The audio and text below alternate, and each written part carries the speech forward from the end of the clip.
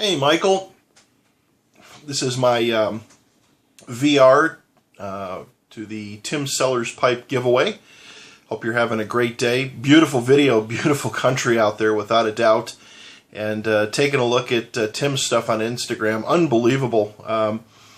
His pipe that I don't know if you want to call it, looks like a bird head or it could even be a king cobra head. Unbelievable. I haven't seen designs of that type before. Very, very beautiful work. Unbelievable work. So Tim, if you're watching these, unbelievable, beautiful, beautiful work. Michael, let's see. As far as your questions in your contest, well, my first concert that I ever went to, if you want to call it a contest that you had to buy a ticket and what have you, outside of some outdoor concerts and that, is going to date me a little bit, but was Styx. I'm a Chicago native. I now live in Salt Lake City, but I am a huge Styx fan, and I went to the Mr. Roboto album when it came out. So that was the Mr. Roboto concert at the Capitol Theater in Chicago many, many, many years ago. It was just a great night. I think like when you're younger and you want to go see a concert and you haven't seen that many, and again, this was my first official concert, if you want to call it. Just the build up to it several days in advance, went with a bunch of friends. We didn't have the greatest seats. We were up in the nosebleed seats. We were in our teens at the time. Money was kind of tight, but we were still at the concert, had a lot of fun. In them old theaters, it seems that you can... really doesn't matter where you sit. I know a lot of the venues today, if you're in the nosebleed section, you know, they have the big, the jumbotrons and stuff. Back then, it was really the early introduction of lasers. I think there was a laser show, a little bit of a laser show, but more of the, more of the flash bang and firework type stuff and lighting stuff on stage. So without a doubt, it was just a great concert.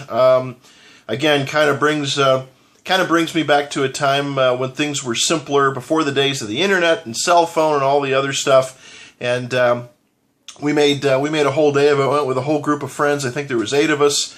It was a Friday night. Got off of work early. We all headed downtown to the lakefront. It was in July.